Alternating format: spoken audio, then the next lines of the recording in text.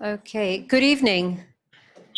Thank you for joining us. My name is Márcia Balisciano. I am director of Benjamin Franklin House, and I am also a very proud alumna of the London School of Economics. I did my PhD in the Economic History department, so it is always a real joy to be back. We are incredibly grateful to the History department here at the LSE for welcoming us yet again for the Robert H. Smith Lecture in Democracy.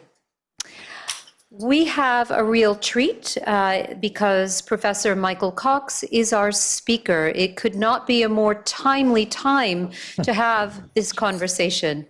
But let me tell you something about Benjamin Franklin House. For those of you who may not know, we are just around the corner on Craven Street, and it just so happens to be the only house still standing where Benjamin Franklin lived and worked. We do a few different things. We just had actually a wonderful school group in the house today. All of our educational programming is free. It actually happened to be my son's school, so that was fun to see. We have a piece of theater that runs through the historic rooms of the house. So if you haven't been, we hope that you will come and learn about this very rich history when Britain and America were still one, and what led to the circumstances of independence and Franklin's role in that. And we also have around 40 public events every year, of which this is a flagship. It is named after Robert H. Smith, who is a great believer in the importance of democracy. And at the beginning of this year, I was speaking to his son, David Smith, who said that he thought a good title for the lecture would be A Republic, If You Can Keep It. So you may or may not know, and maybe I'm stealing your thunder, Michael, because you were going to tell us about the context. But so the story goes, Benjamin Franklin was a key person in the foundation of the United States. He's the only founder who signed all of the documents that created the United States. And it was not a foregone conclusion that there would be a constitution, but Franklin was pivotal in those discussions. And one day, after a long series of discussions, he left the meeting and someone said to him, "Oh, Dr. Franklin, what just happened in there?" And he said, "A republic, if you can keep it." So Michael Cox is Emeritus Professor of International Relations at the London School of Economics, and he's also the founding director of LSE IDEAS. He's an Associate Fellow in the US and Americas program at Chatham House. He's a member of the Scholarly Advisory Board of the Gilder Lehrman Institute for American History in New York. And he's a visiting professor at the Catholic University in Milan. He's an author, editor, and co-editor of over 30 books, and his most recent works include a collection of his own essays, The Post-Cold War World, a new centennial edition of J.M. Keynes's The Economic Consequences of Peace, which came out in 2019, a new volume of E.H. Carr's 1945 classic, Nationalism After, Afghanistan, Long War, Forgotten Peace in 2022, also Agonies of Empire, American Power from Clinton to Biden in 2023, and Ukraine, Russia's War, and the Future of Global Order 2023. So here's how this is going to go this evening. Michael is going to present his remarks, and then I'm going to have the good fortune to ask him a few questions, but not too many, because I know you'll have questions that you want to raise for him. So without further ado, Michael. Thank you very much.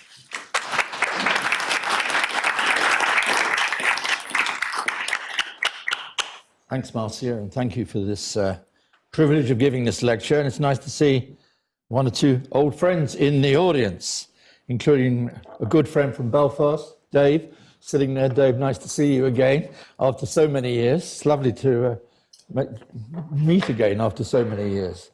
I was at Queen's Belfast, by the way, in the little period they used to call the Troubles. And maybe we are living now in another time of troubles. I'll let you decide that for yourself. Those of you who've got over the shock. One country, two nations. Well, you couldn't have made it up, could you, really? Let's start at the beginning. Or let's start with agreeing, at least about one thing.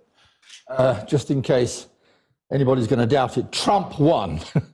Now, whether that fills you with joy or fear, I'll leave that for you to decide. But Trump won the White House and both houses, as it turns out, Senate and the House, in November. And he'll be inaugurated next January. The American people, as they say, have spoken. By the way, I think equally important, it's worth emphasizing, unlike 2021, the Democrats will not be launching a Stop the Steal campaign. That was really significant for the whole 4 years of the Biden presidency, of course, bringing into question the whole legitimacy of the electoral process and the democratic process. So we're not going to get, and Biden has made this quite clear, President Biden has made it clear, we're not going to get another January the 6th, though Trump might be pardoning some of those who did get charged and jailed, by the way. All we can say at this moment in time, with a few more votes yet to be counted, although the election's clearly decided, is that it firstly was a high turnout, as it was again before in 2020. About 150 million Americans went to vote, which in American terms is very high, but as high, about the same as back in 2020, about 65% of the electorate. Trump won in all those 7 key battleground states, as they're so-called. I won't go through them all, but he won them all, some by a very small margin, and that's not insignificant. He also won, and he didn't do this back in 2016, just to get the facts on the table now, he also won the popular vote. Now, of course, you well know, of course, you can win the popular vote but not win the White House because of this peculiar thing the United States has called the Electoral College. But he also won the popular vote, and it's still being counted, but that's more or less, he got 76.5 million votes. So he has a Democratic mandate. Whatever you may think of him, whether you like his policies or not, whether you like him or not. Kamala Harris actually got many more votes than people think. At the current count, she's got about 74 million. So, you know, it's not as bad as, for some people, it may be bad, but it isn't half as bad as some people make out in terms of the total votes, the difference. He gained altogether, I won't go into too much political science because I don't do political science, I do international relations. So I don't want to pretend I'm a proper political scientist, even though it's been hosted by the government department. He gained about 2 million more votes in total to what he gained back in 2020, which is not insignificant. Kamala Harris lost about 7 million compared to Biden in 2020. Trump, as you may have noticed, has not hung around since 5th of November. He's announced several appointments. I won't go into them every single detail because some of them may be too painful, but I'll mention a few of them. The BBC, in its typically understated English way, said, there are several contentious hires, which is a nice way of saying, oh my God. Possibly the most famous is Elon Musk, who's taken over DOGE, for those who are aficionados, which means the Department of Government Efficiency. It's a department that as yet doesn't exist, by the way. Maybe an even more interesting appointment, interesting here being an understatement, he's appointed RFK Kennedy Jr. to the health position, a vaccine skeptic, you will remember. I know, I'm watching some of you already beginning to start crying here.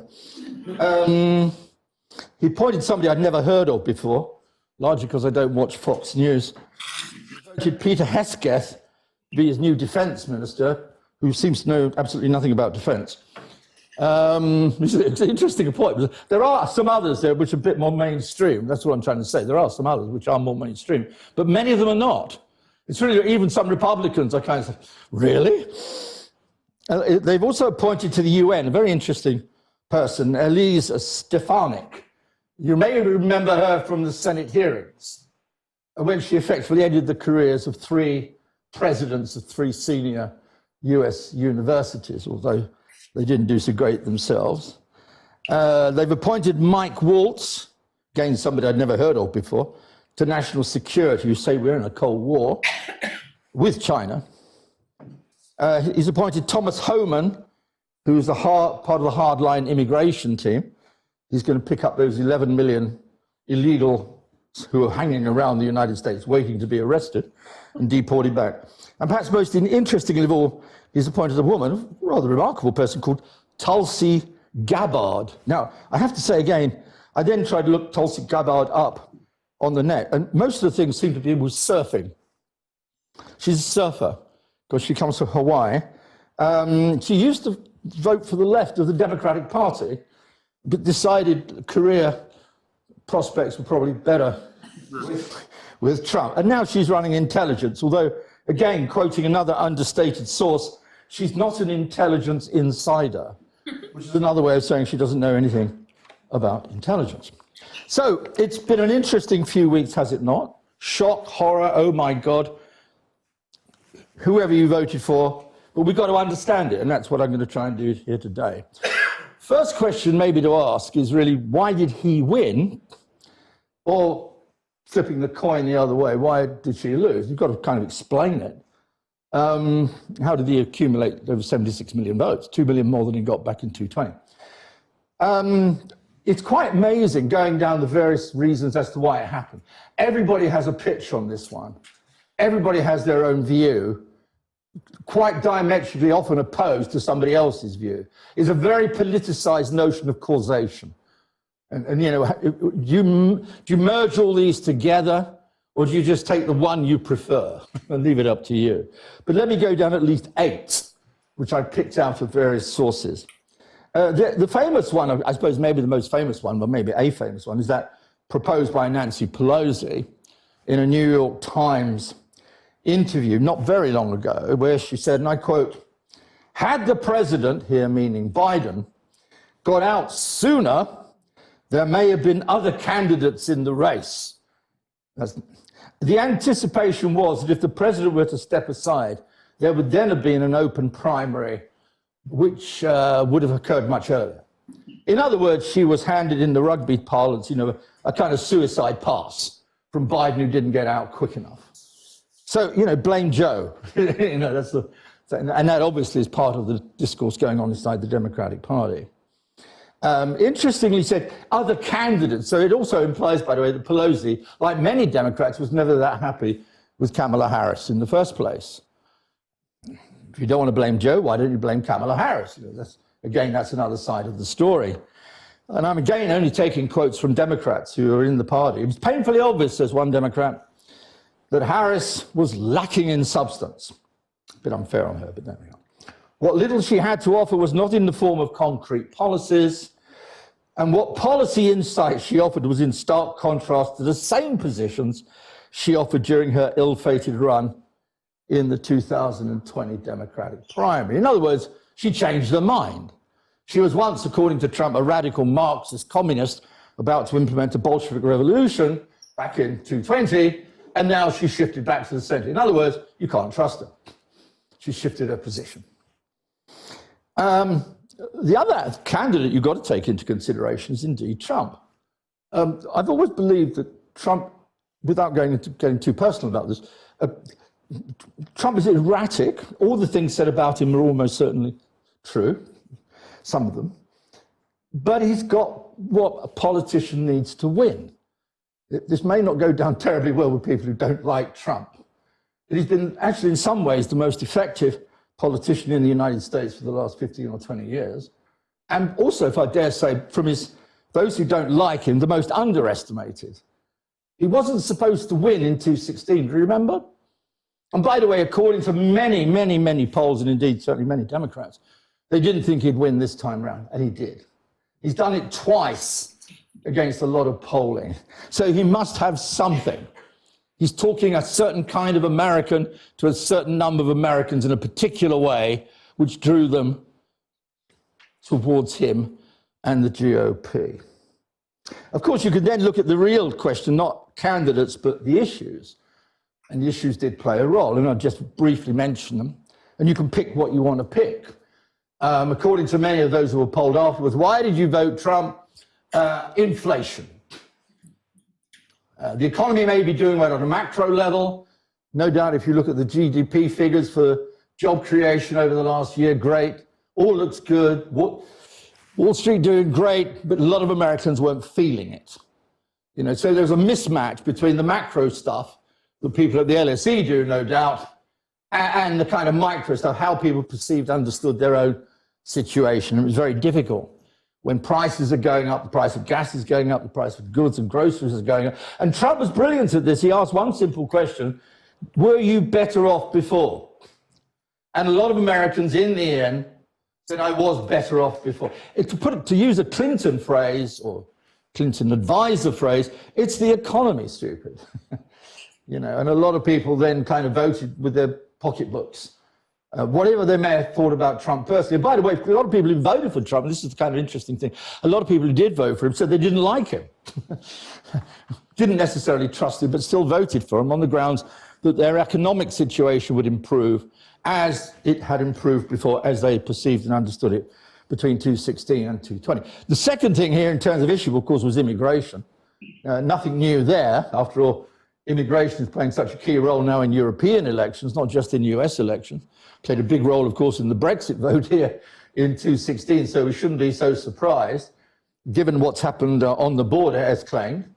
Basically, the Democrats, they claimed, had lost control. 11 million, quote-unquote, illegals, I don't like the term. But immigration, again, played a key role. It's not surprising. But one of the big appointments that he's made is going to be a kind of an immigration czar, or let's get them out of the country one way or another. I'd call it a deportation czar. How you get about doing that is something else, but it played a big, big role. Going down the issues again, the gender question you cannot ignore. I think it would be fair to say, without overstating it, that I think the Democrats made a great bet on women. You could see that before the election. You could see that in the campaign, particularly over Roe versus Wade and abortion, reproductive rights and many other things.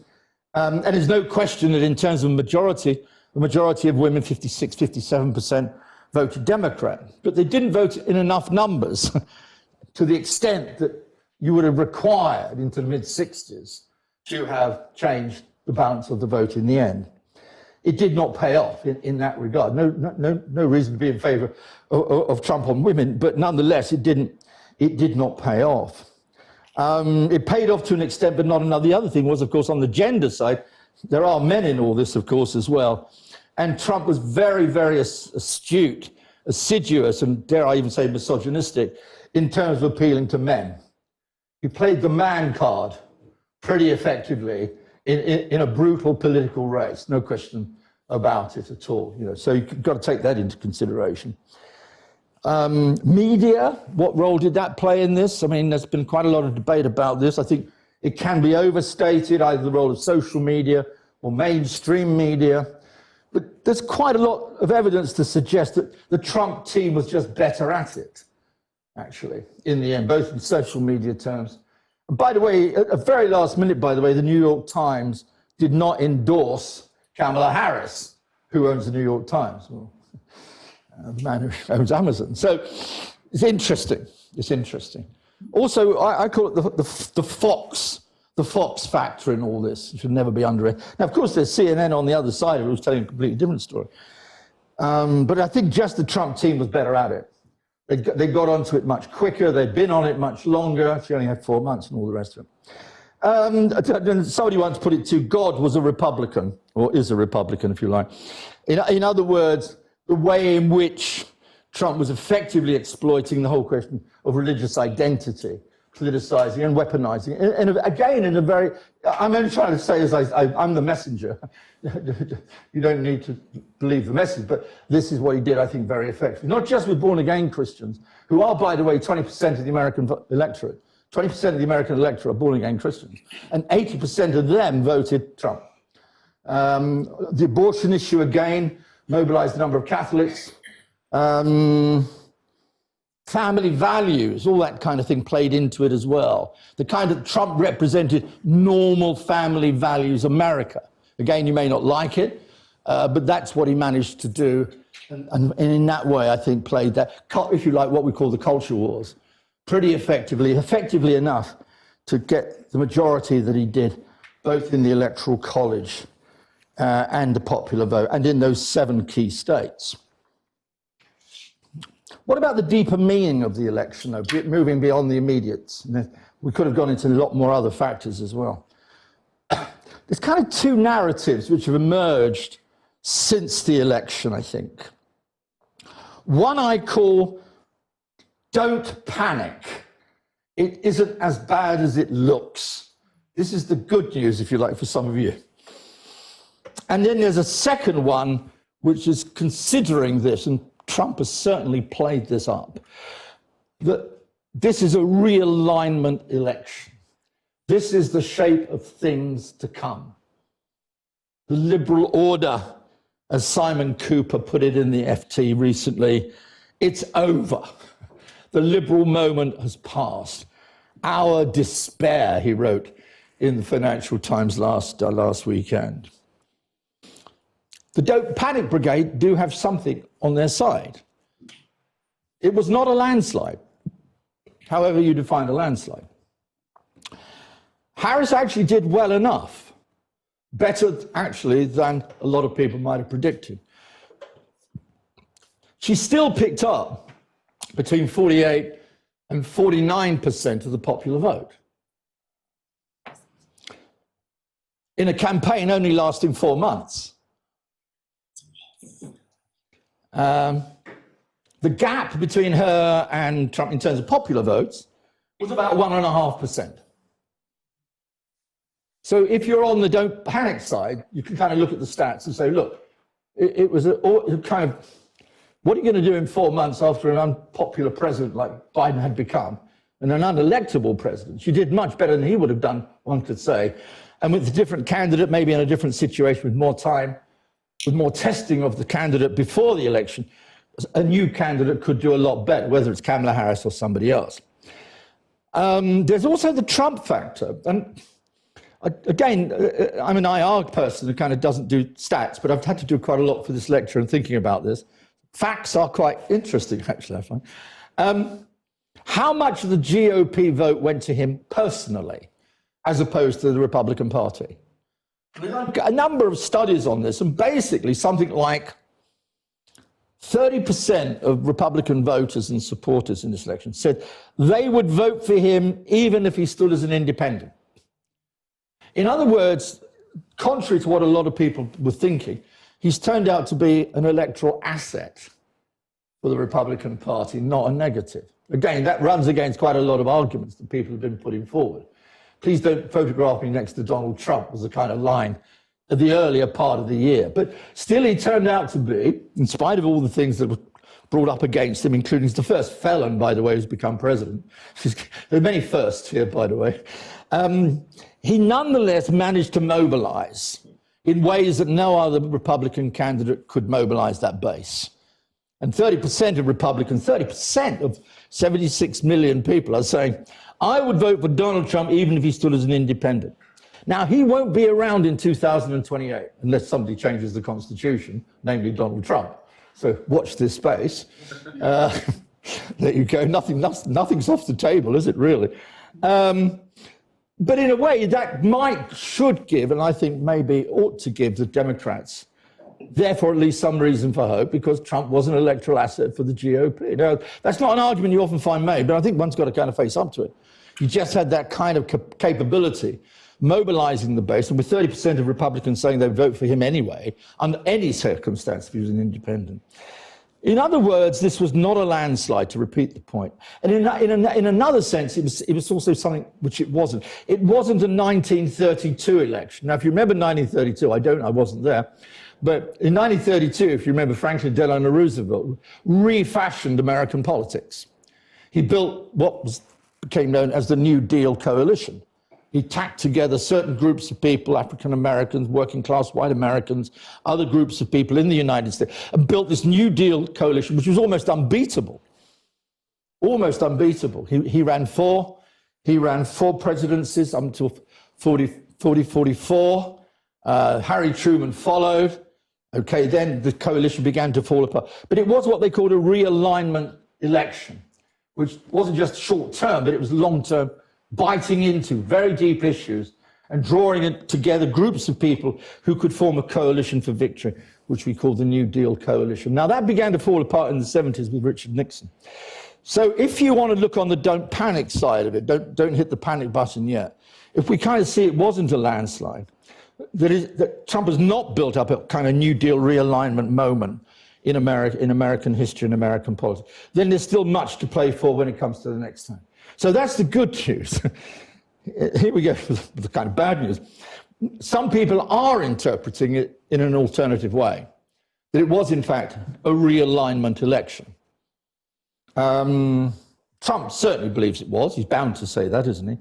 America has given us, quote Trump, an unprecedented and powerful mandate.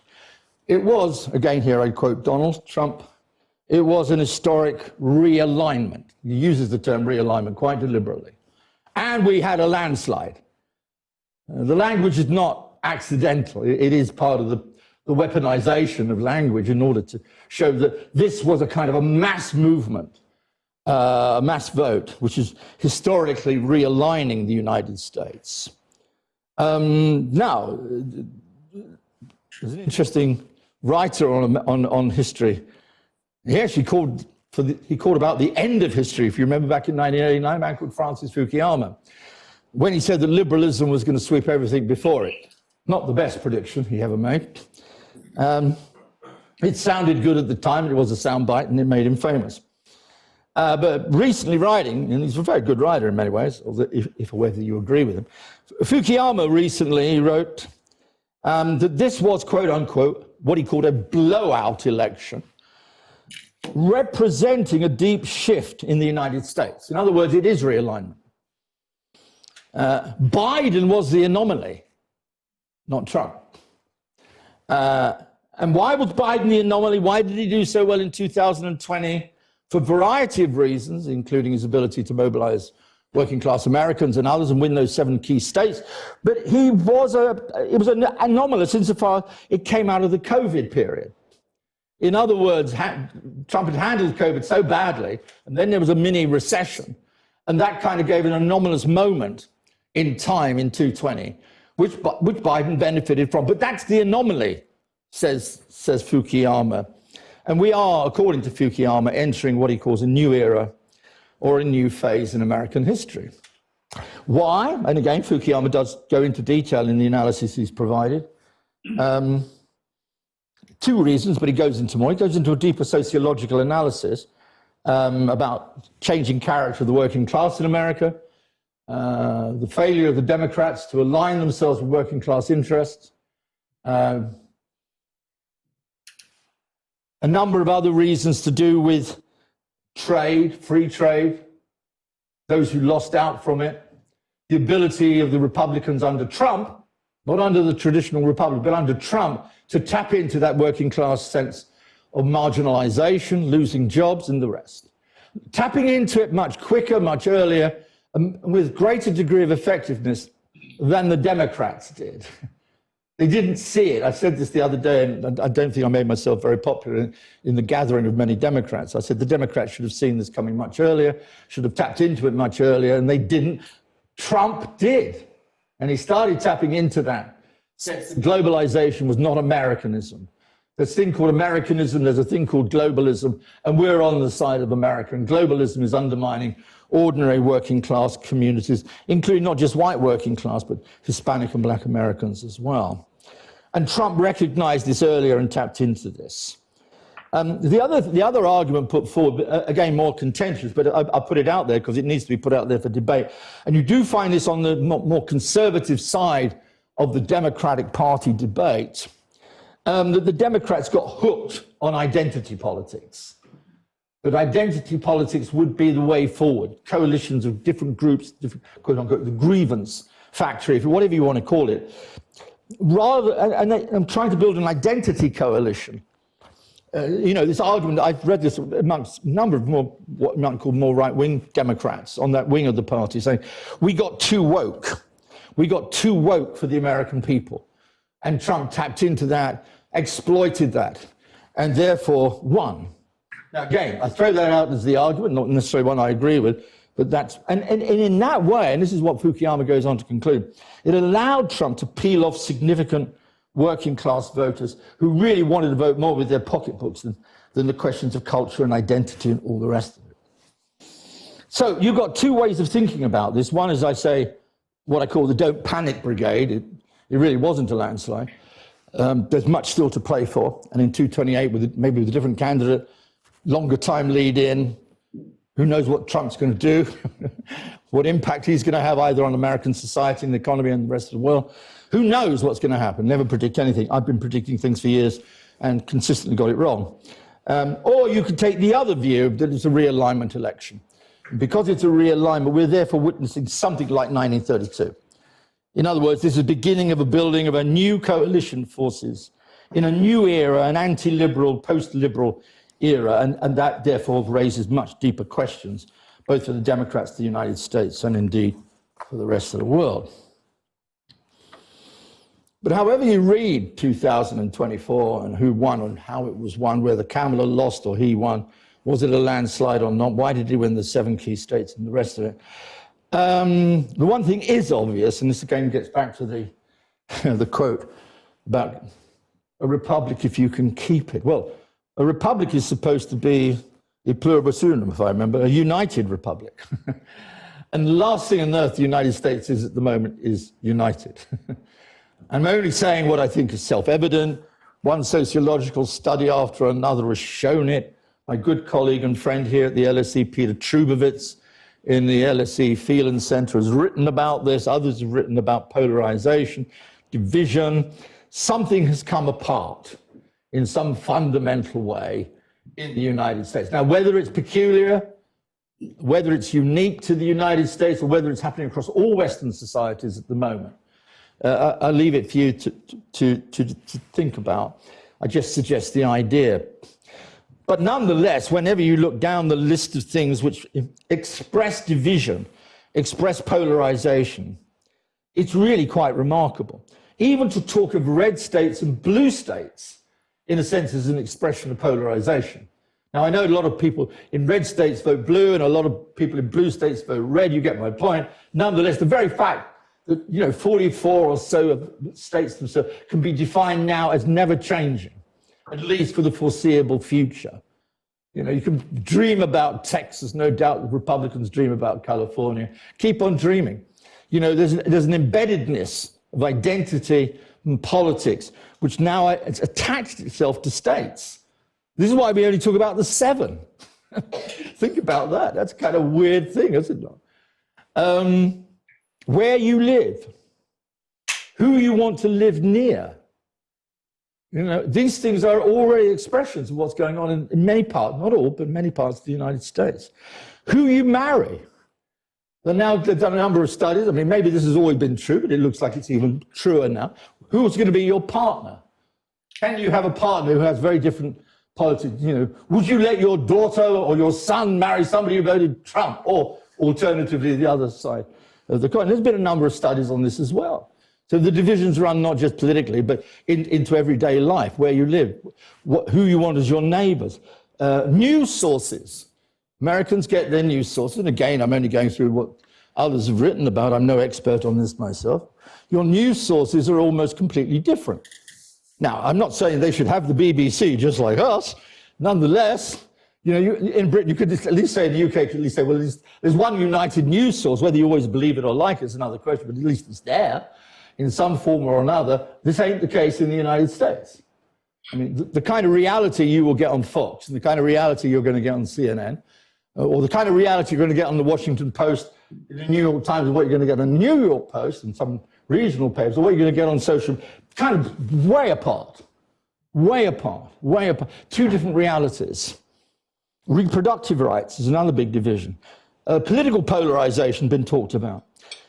Again, I don't want to bore you with too many stats, but in 1994, 20% of both parties viewed people in the other party very unfavorably. 1994, that's when Clinton is coming, 2 years into his first term, yeah?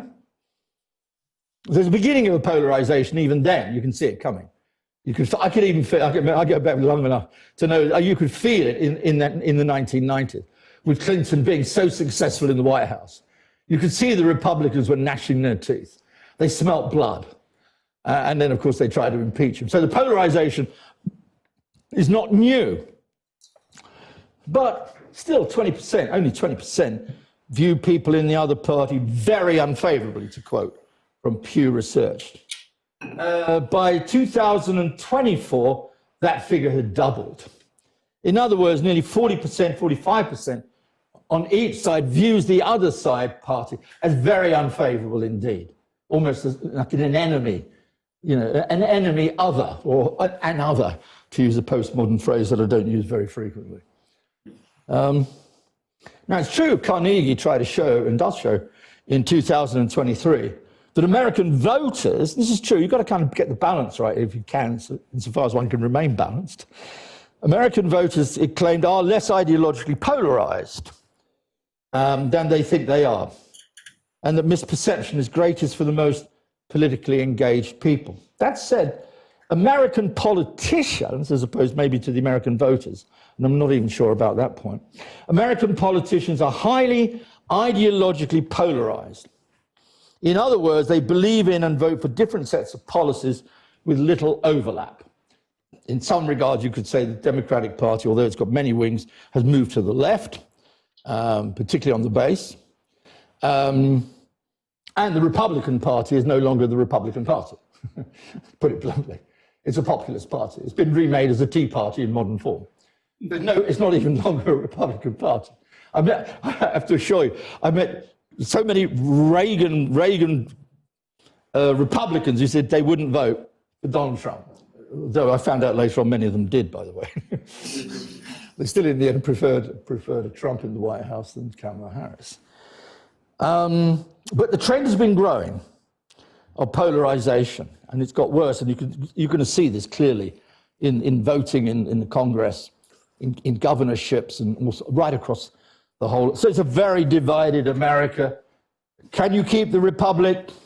Yes, but it's going to be a hard-run fight, I think, to do so, given that level of polarization. Now, you could argue, and again, I've got a number of good friends who have talked about this, that this is not new. This is kind of very deep in America. America has been divided before. After all, there was a civil war in the 19th century. There was deep divide between Democrats and Republicans in the 1930s. There were deep divides in the Cold War period. But still, it's deep and it's profound. And this election has done the opposite of reconciling. In theoretical terms, sociological terms, votes in democratically held elections, and it was a democratically held election, obviously, are supposed to bring people together even if they vote for different parties. This one has done the opposite, as indeed it happened back in 2020, and as indeed it happened back in 2016. Which brings me then, I suppose, to us, having gone through all the domestic stuff. What about us? We didn't have a vote. Well, I didn't. What about the world? That's, I suppose, what we're all kind of concerned about as much as what's happened to the United States.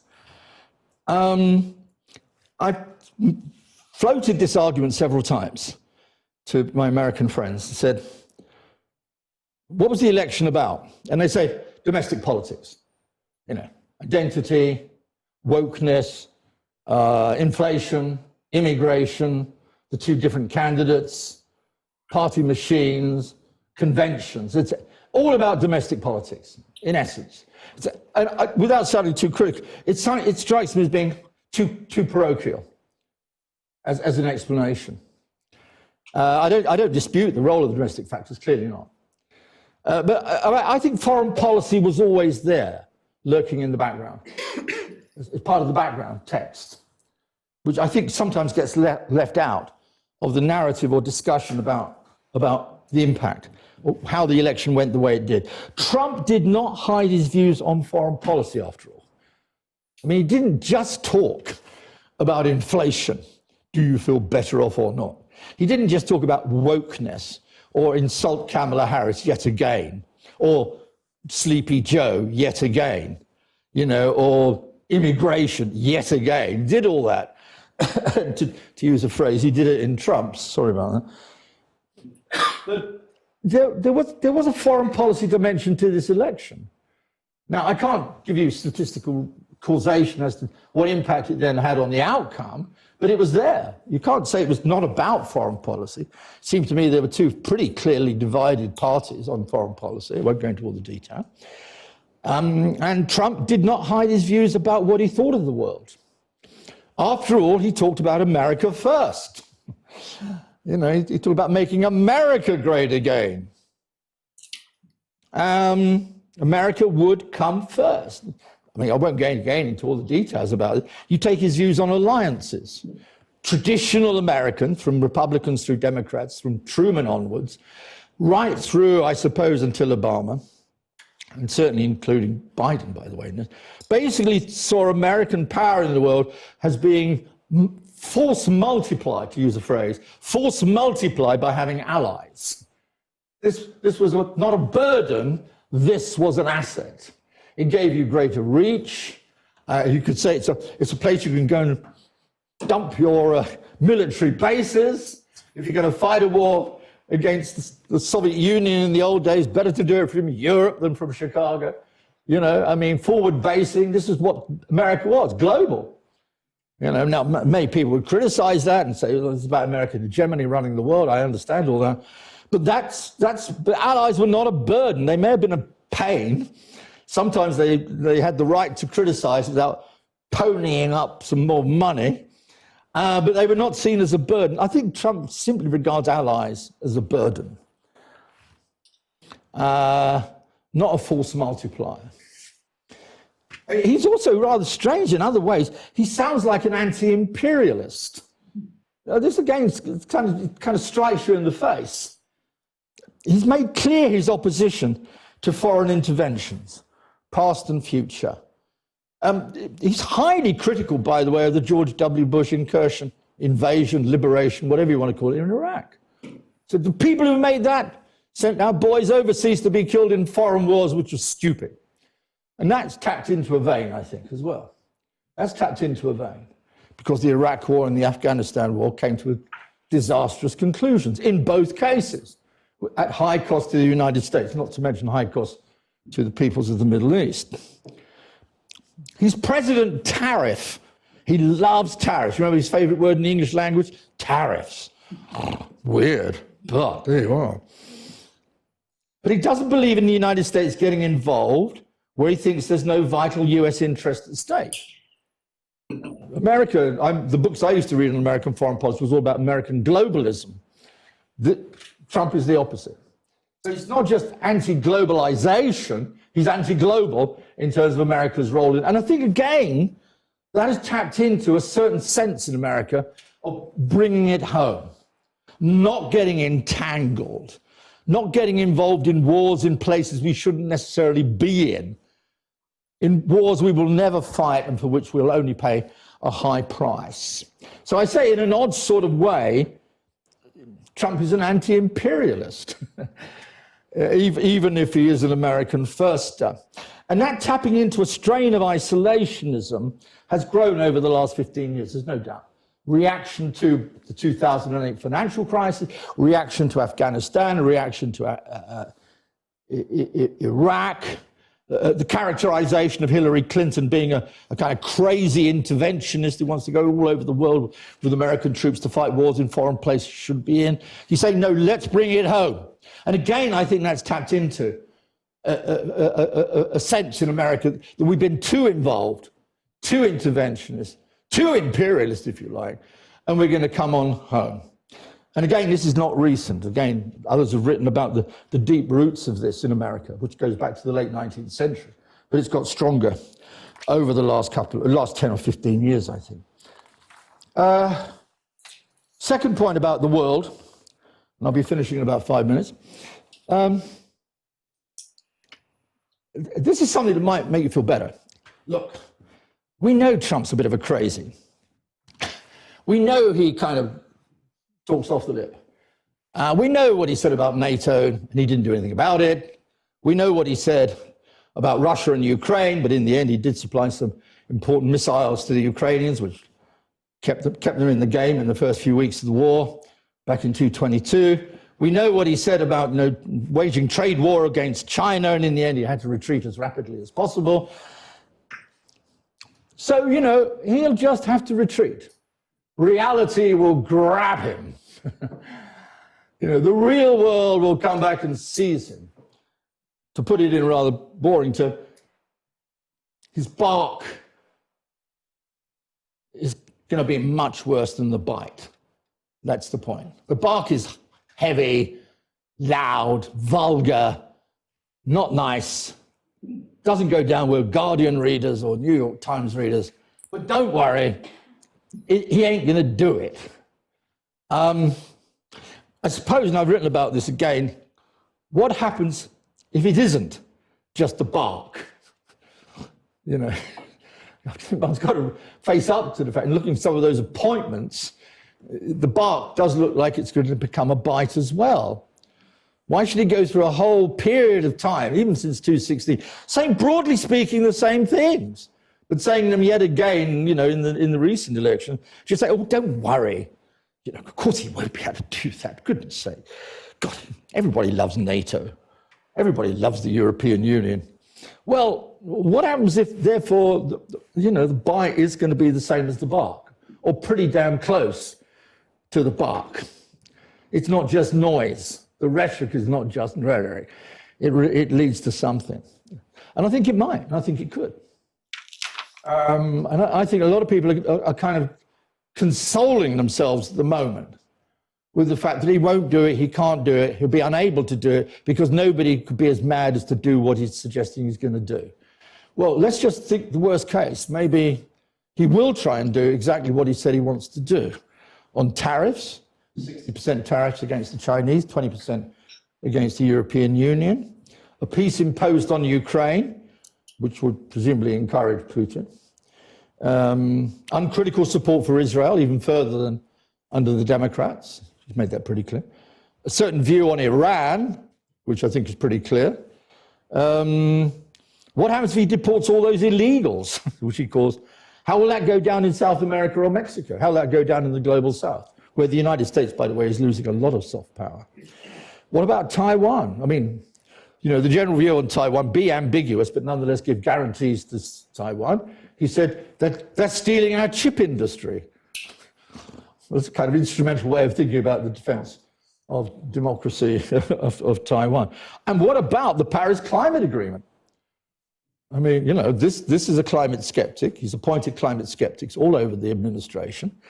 It's a very good chance that he'll pull out very quickly out of the Paris Climate Agreement, which he did before. Now, it's not to see that he's unpopular everywhere in the world. I mean, he has his friends. Quite popular in Saudi Arabia, I've been told by people who live there. Modi could probably work out a pretty good deal. Others can work out a pretty good deal, including Mr. Putin. But nonetheless, I think it'd been illusory to believe that it's just noise. And the appointments, which I suggested earlier on, there are some more middle-of-the-road appointments, I know, on State Department and elsewhere. But nonetheless, some of these appointments end up, for many people at least, worrying. The final point I want to end up, Marcia, and then we can open up for questions. Sorry, I went a bit longer. I want to end up in a kind of typically British way on an irony. We love irony, don't we? It's the only thing the British can do now, irony. We do it very well. You have to be if you're living in this country, after all. You've either got a very good sense of humour or a lot of irony. The irony is, of course, that Trump's objective is that Trump's line is America's in decline, and he's going to make America great again. He's repeated that time and time and time and time again. Well, fine. But he could achieve the opposite. He could achieve the opposite of making America great again. You can't avoid drawing at least one lesson from the past. When Trump was president in the previous period, America's overall image in the world fell away to its lowest point in nearly 2 decades. especially amongst its allies and friends. Now, Americans have a long tradition worrying about their own decline. Trump has tapped into fear of decline by arguing that he's going to make America great again. He's played on this fear with some effect. And there is a chance, no more, that he may in fact bring about that which he campaigned again. In other words, instead of making America great again, he may make America more isolated again and weaker again. And this may come back to bite the United States and indeed all of us over the next 5 years at least. Thank you very much for listening to this extraordinarily miserable lecture, and I hope there's some questions to follow. Thanks very much, everybody.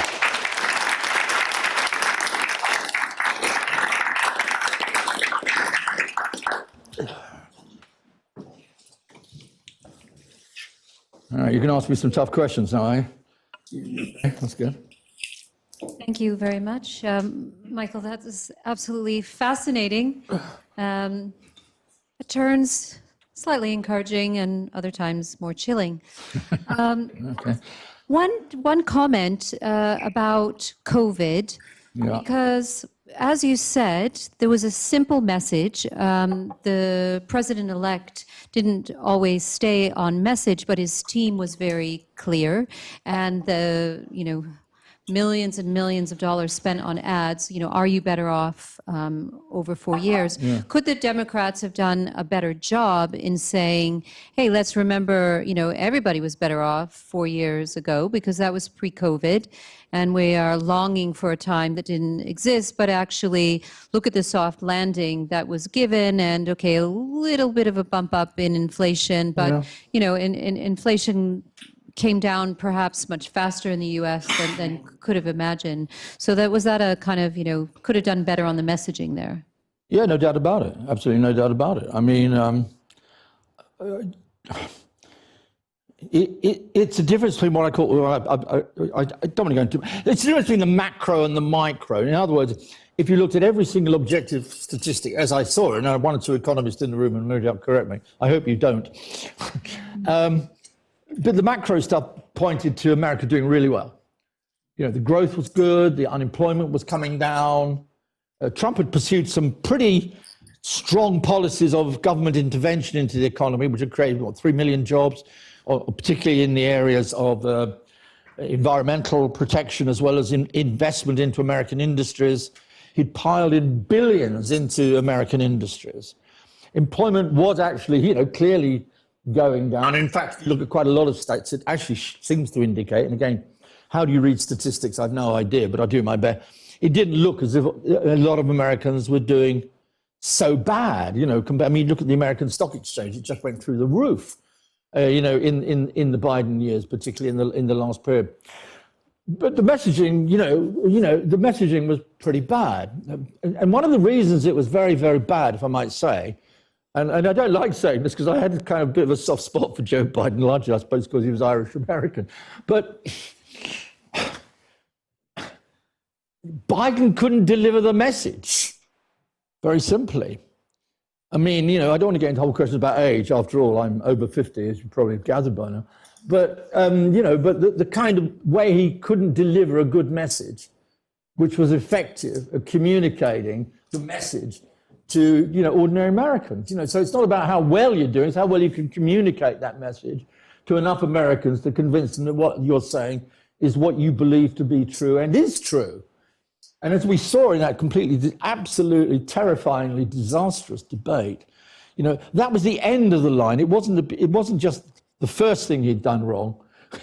The degree of the losing of the message, the losing of the audience was going on for weeks before that disastrous debate he had with Trump. So the message I think he could have got across. The question is, who delivers the message in a campaign year? And there's only one person who can deliver that message in the US system, and that's either the president or his opponent. And in that regard, therefore, the messaging was disastrous from the Democrats' point of view, while Biden was still there. I'm sad to say that, but I think it was very sad. And I think, in many ways, I think he's a very good man. I genuinely believe that. And in that regard, I mean, Kamala Harris did actually rather well under the circumstances. That's why I found Pelosi's comment not totally in line with my own thinking. I mean, this has more to do with divisions inside the Democratic Party than it does with, what I call solid political science. So I did find out, I thought under the circumstances, she kind of revived the party, particularly starting with the convention, and then started to get a message across. But on the other hand, there were certain things she just wasn't on top of. And one of them, I think, was economics. And the other thing was, what came back to bite her a lot was a lot of inconsistency, defunding the police, that, and other things like that, then she tried to kind of pull back from her original, more radical positions, and therefore it made her look inconsistent. So that's what I'd say. So I think the message was there to be had in many ways. I mean, I'd even go into things like Ukraine, but just keep it on the domestic side, yeah. But it was very difficult either for Biden to deliver that message very well, particularly as some of his problems clearly came out. And then I think Kamala just didn't have enough time to get the message across, and maybe she wasn't the right person to deliver that kind of message, yeah. Well, you alluded to the fact that 2016 ended up not being the blip, but the new norm, and that Biden's the anomaly. 2020 was the anomaly. Yeah. But, all of the thinking that particularly the left had in 2016 of, demographics and older white American, particularly males voting for Trump, that they would, there would be this natural evolution and we would get back to the kind of traditional identity politics of African Americans voting for the Democrats, Hispanic Americans voting for the Democrats. At the end of September, I had a chance to speak with Al Gore, and I asked him what he thought was going to happen with the election, and he said, well, I think she's going to win, but I wish I was more confident. And he then offered, which has been, quite prescient, that the Democratic Party had become controlled by elites. And if you are the Democratic Party in, where we are in, post-election 2024, and you need to get back to your traditional base, what do you say to bring them back over? Yeah, well, again, I made the point, but I'll only repeat myself here. The Democratic Party has, I think, lost its way. I mean, maybe I'm an old leftist who kind of still believes that class politics is important, and that if you don't win the majority of the working class in the United States, you're in trouble. Or if you lose a substantial section of that working class vote, you're in trouble. White working class, Hispanic working class, black working class people, men and women, of course, goes without saying. And I think that they lost. I've said this before, and I may be wrong, and I'm not going to make myself terribly popular. And it isn't for me an argument against identity politics as such, but it is an argument saying that you've got to have a core base, and building a kind of fragile coalition around different identities is very fragile. I mean, it nearly worked for Kamala. Let's not forget it. Nearly worked. But I do think there is a sense in which going back to basics, I think, is absolutely important. The other thing, as I say about Trump, again, I mean, don't want to sound like, Trump was really good, wasn't he?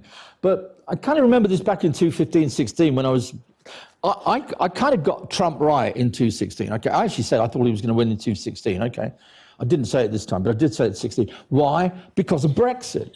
Brexit frightened the pants off me because I thought, my God, something's going on down there. And I've been sitting around in my nice place, wherever, my nice little middle-class ghetto, not noticing what's going on. And then Trump comes along and says, wasn't Brexit a great idea? And I thought, oh, my God, Trump, gosh, this guy could actually win it. And dear me, he did. And then you looked at how he won it. Okay, he didn't get the majority of it. But what did he do? If you like, he got down dirty, got his hands dirty, went to Pittsburgh, went to the industrial states around the Great Lakes. He went there and talked a kind of politics. Let me just say, ordinary working class Americans listened to him. He didn't get all the trade union vote by a mile.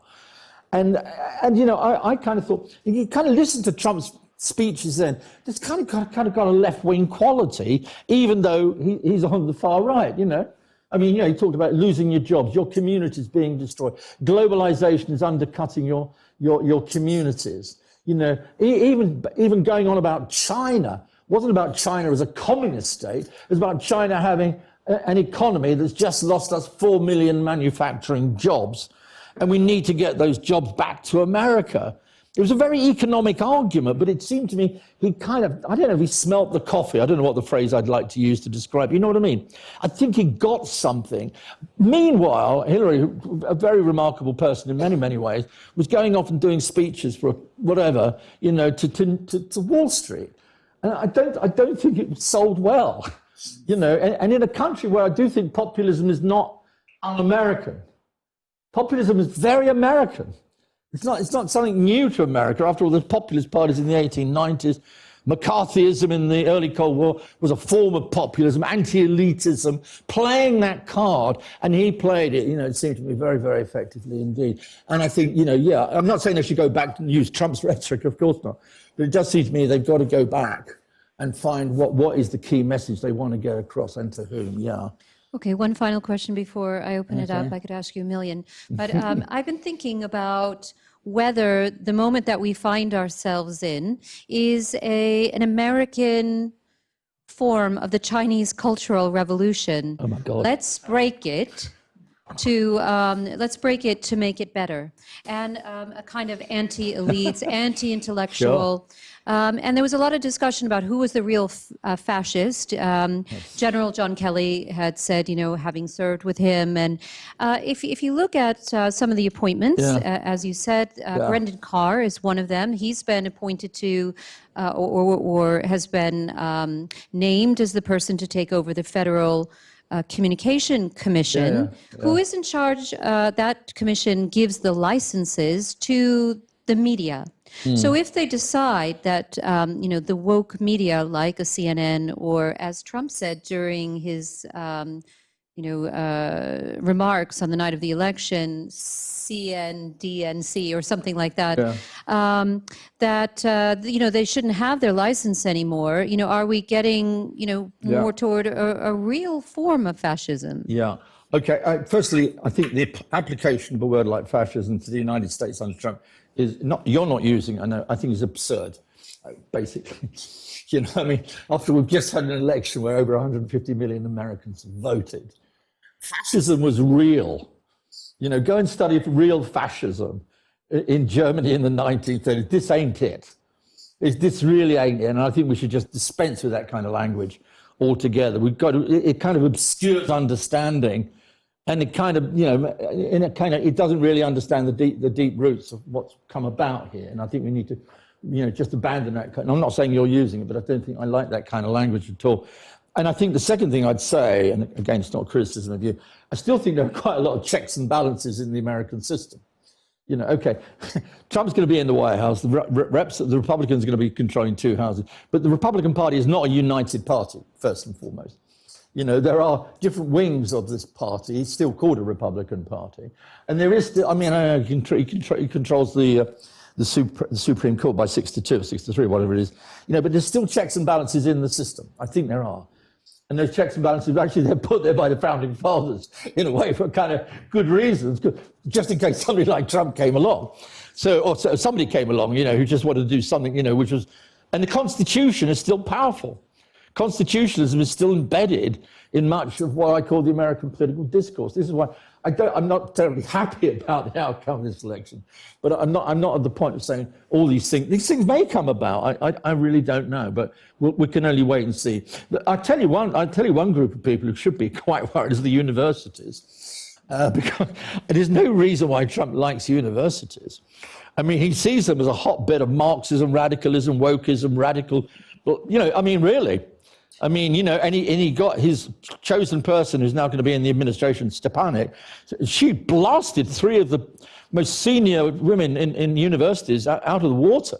And they had a very poor defense, I have to say. So, if I'm in the universities, I think there could be, and that maybe comes to your point as well. Maybe I'm being far too sanguine. Your point about the Chinese Cultural Revolution, oh my God. This is the Cultural Revolution, God help America. Because frankly, the Cultural Revolution ended in 1976 when Mao died finally. And, the Chinese economy had collapsed by about 30%. China was more isolated than it had ever been in its history. Nobody wanted to talk to China.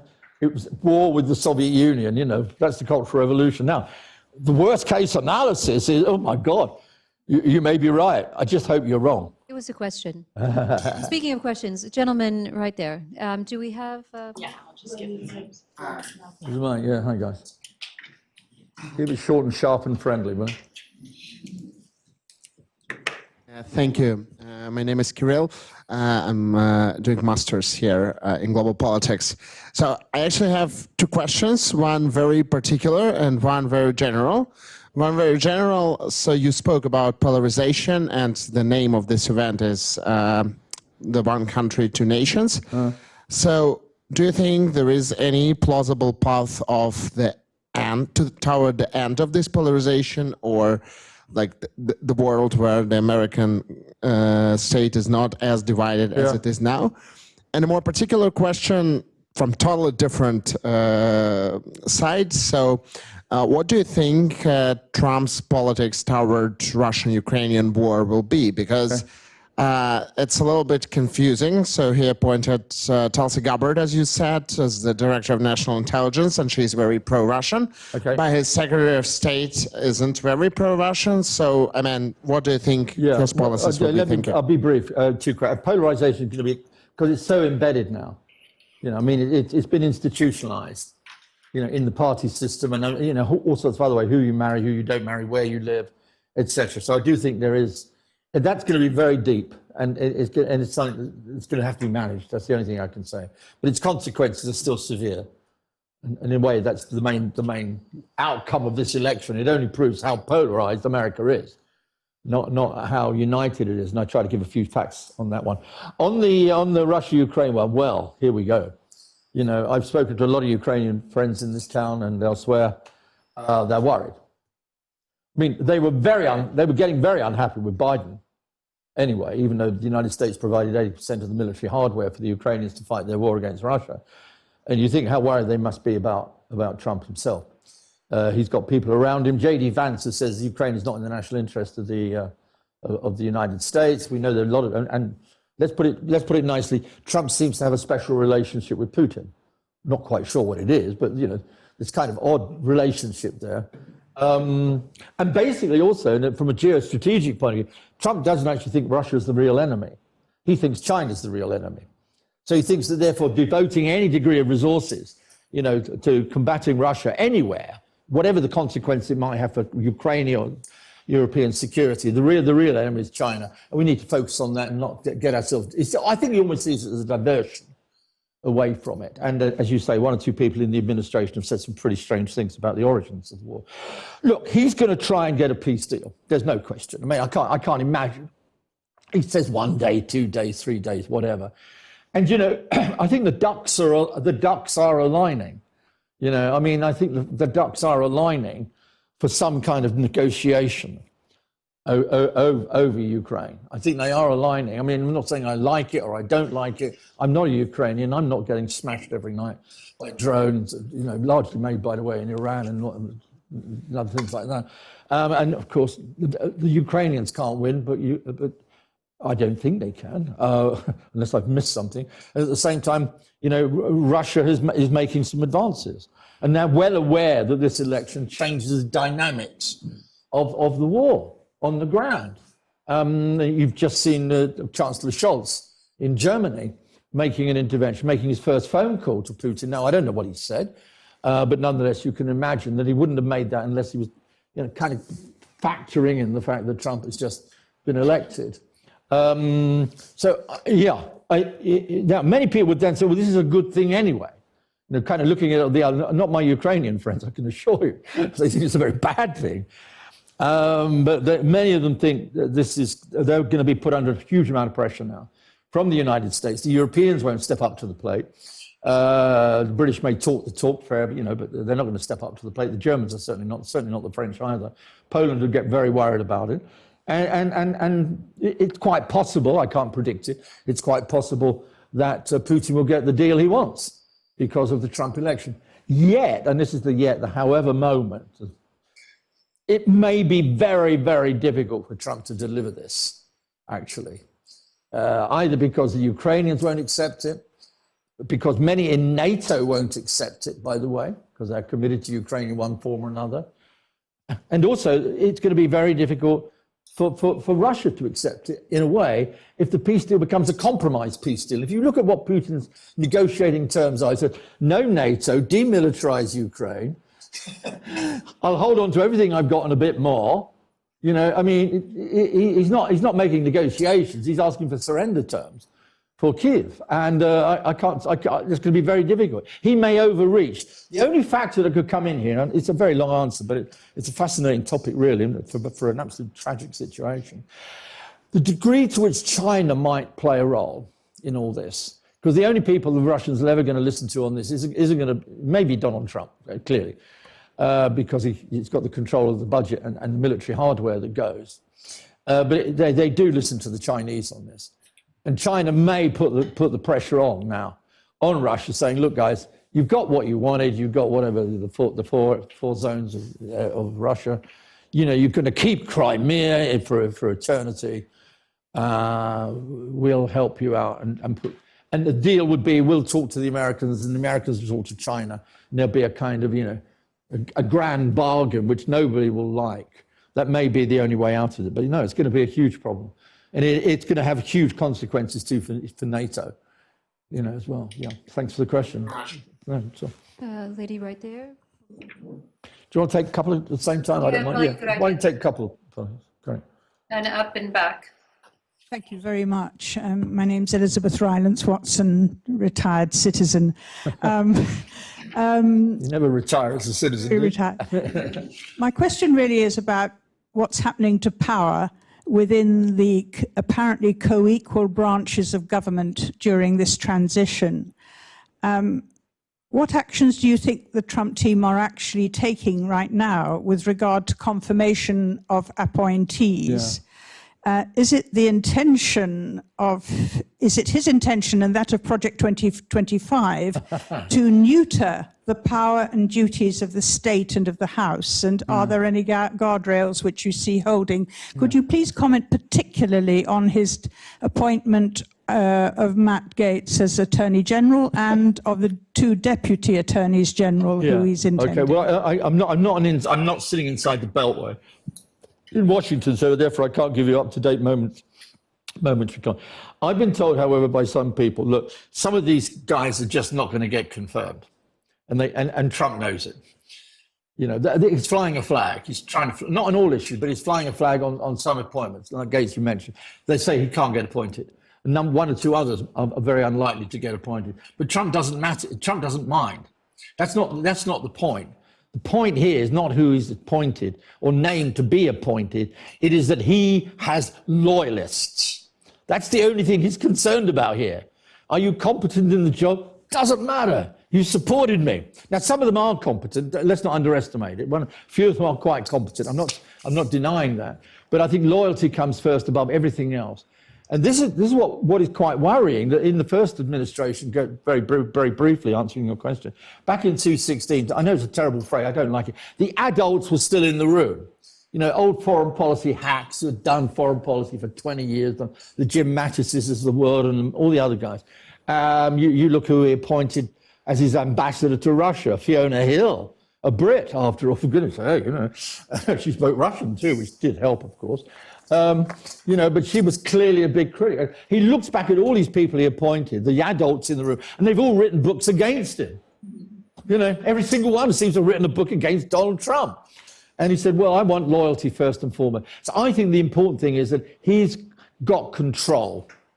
And this might not feed into your point about fascism, but it certainly feeds into the point about centralization and control. This will be a very, very, very centralized administration. And if these guys, one or two, don't get nominated, it doesn't matter, because he's going to, the real voice in all of this is going to be Trump. In everything, it's going to be Trump. Now, he can't run everything, but, you know, he's going to make a damn good try of it. So I think it's loyalty above everything else, which is really very, very crucial, yeah. There were some other interesting appointments too, but anyway, we can go into that. But We've got two questions in the back there. yeah, sure. So just hand the mic, say your question, All right. and then hand it to the other person. Hello, my name is Sydney. I'm a student from California, and I was really intrigued by your point about how you think the argument that America is turning to a fascist state is ridiculous. And I just want to understand the sentiment more. I'm not saying I disagree with it. I think it's important. No, but you said that if you look at 1939 Germany, that was fascism, but Trump was also democratically elected, as was Hitler. So I just wanted to get a better understanding for. No, okay, it's a fair point. Look, I mean, I came back on that one because I hear the term often used, and I think it's just it diverts an intelligent discussion towards something, and historical analogies are not something one should engage in. And you've got to be careful which analogies you use as well. Having lived in Ireland for over 22 years, I know a lot about not using the right or wrong analogies and drawing lessons from history. Many other good reasons of living in Ireland, by the way, Kay knows. I just don't like the term. Maybe I'm a bit of a purist on it. There was a form of fascism in the interwar period. It closed down everything. It conducted mass genocide against peoples. It locked people up in concentration camps. It committed all sorts of crimes against its own people, and then, frankly, was expansionist and fought wars against other countries. And I just don't see Trump like that. I mean, I'm not trying to soft soap him or gloss him over, but if we look what real fascism was, real Nazism was, I mean, I just don't see this as the same phenomenon. That doesn't mean to say there's not a threat to democracy. Now, and if we put it in those terms, I feel a bit more comfortable.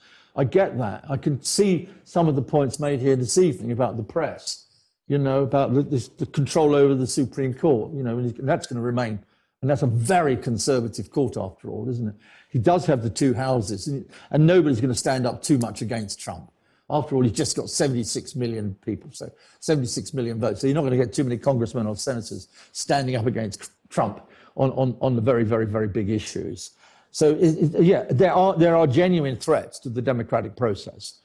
But again, I say I don't think we should call it fascism, firstly, and secondly, I still think there are many checks and balances within the system. And I would also say, by the way, on the Republican side, there's still a very large number of Republicans who, however much obedience they give in public to Trump, maybe there are many things that they're not going to like about what Trump does. Even some of these nominations, I'm told by friends over in Washington, are already raising hackles amongst what you might call more mainstream Republicans, especially in the Senate and in some parts of the House. So that's the answer I'd give. I hope it's a fair one, but I just don't like the term when applied, because it kind of takes you away from what the real appalling character of fascism really was about. That's all.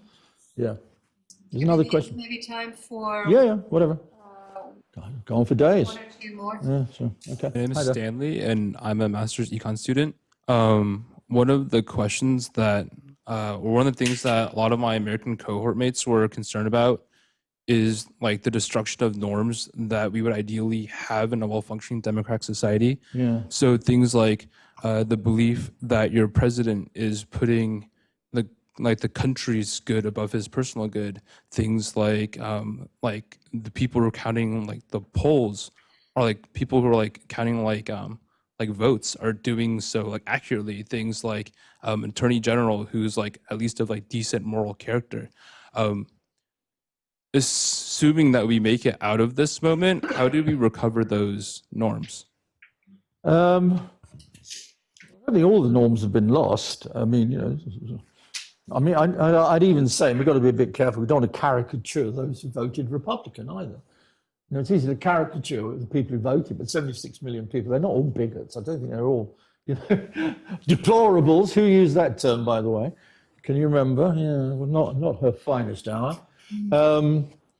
So yeah, look, I think look, maybe this is my kind of going to the United States too often, Marcia. America seduced me a bit too much, too often, too frequently. I still think at the heart of it, there's something decent about the place, open, argumentative, and the norms are still there. I still think there's a great degree of decency in the United States. Yeah. I even say a lot of people who voted Trump are very decent people. You know, I just don't want to do the caricature of a Trump voter, which is too easy. It's too easy. It's too easy. And I think we don't need easy caricatures of those we disagree with. It actually adds to the polarization. You know, what I think we've got to do, at least what I think I've got to do, is kind of a social scientist or whatever I am, kind of analyze the reasons why they do it. And from the democratic point of view, they've got to go through a process of reflection, stop blaming one another and think through some fundamental new strategies which are going to build them back a coalition which is solid and secure, with a candidate who can articulate that position in 2027 and 28 and take back control of the presidency. It ain't beyond the wit of man or woman to do it. And I think that it's all to play for. And that's why I put forward the two scenarios. You know, it's a huge shift. It's a realignment. We're lost forever. I'm afraid I kind of half buy into that, but I think I more buy into the first scenario. There's a lot of conjuncture here. There's a lot of possibility. There's a lot of different paths that could be taken, to use the phrase of the great American poet Robert Frost. There are different paths that could be taken, and it's up to the Democrats to take the path. As Mrs. Thatcher, not my favourite politician, once said, you know, politics is always about alternatives. And if you don't propose an alternative which seems credible and real to what I call ordinary Americans, particularly many of those who voted for Trump, you're going to be out of power for a very, very long time indeed. Here's questions that we don't have time for. Oh, gosh. What happens to those Republicans who were Reagan Republicans, people like George Conway, the Lincoln Project, so-called Lincoln Project? Do they just become officially Democrats or set up a third party? No. What if Joe Biden were to decide to step down in favor of Kamala Harris to serve out the rest of his term? That would definitely irritate Mr. Trump, and the Bibles, shoes, and other paraphernalia that say 47th president would become, you know, defunct. Oh, that's an issue. Who asked? Yeah. Put your hand up who asked that question. Ask that question. I'm No. thinking about it.